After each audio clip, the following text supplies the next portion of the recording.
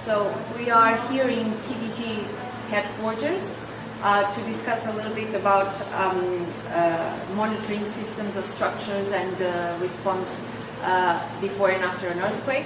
We are here with the founder and the technological director. Thank you so much for having us here.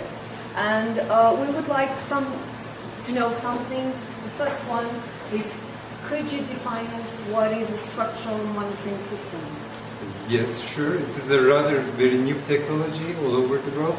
It is with the help of the sensors, you monitor the damage and the risk condition of the structures in real time. The technology, the innovative part, you monitor them with ultra-high sensitive accelerometers, I can say. And you can decide the risk status of the building in a matter of minutes if you have an earthquake, for example. Okay, so with these kind of systems you can analyze the behavior of a structure during its lifetime or before and after the earthquake occurs. How can you assess the damage? If it occurs damage, how can you assess it? Okay. Yes, the idea is to monitor the structure during its lifetime. So it's better to place these sensors as early as possible during the lifetime of the structure. So once we install the accelerometers, we determine certain parameters which are called the dynamic characteristics of the structure, namely the natural frequencies, damping ratios and mode shapes. Then we start to monitor these parameters. So of course the natural frequencies are related to the rigidity of the structure, the stiffness of the structure.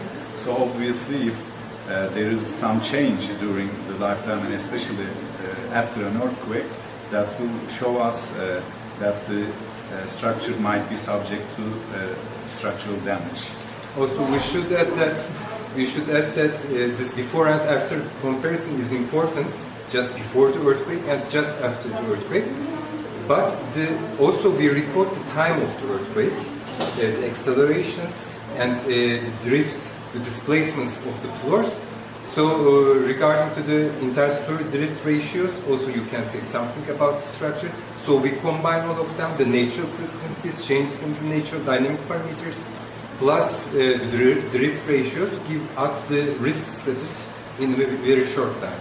You can record this. And when something bad happens, like a damage, there's an alarm that is triggered. Yes. Correct? Correct. The alarm is triggered immediately. You can get also SMS messages and email warnings. Also, you may have a local alarm in the building.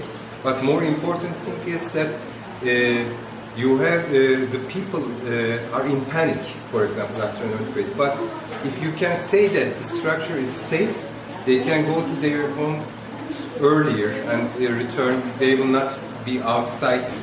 It is very critical in managing the crisis time of the earthquake. And how can the city management use this technology to help people and to assess what to do? Yeah. So the first thing is about prioritization. After an earthquake, like Mr. Saad said, there is a big chaos. So and the time is very limited. So if these systems are installed in a well-organized way in a city, for example, then these city managers can immediately have some idea. You can think of it as a red, green or yellow lights for each structure or for each region. So they will know which is the priority and which place to go first, to attend first. So that this will save a lot of time and probably lives after a major earthquake.